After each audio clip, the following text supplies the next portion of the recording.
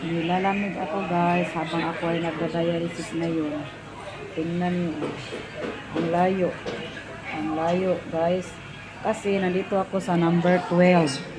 Number 12 yung number ko. Sobrang layo sa aming main door.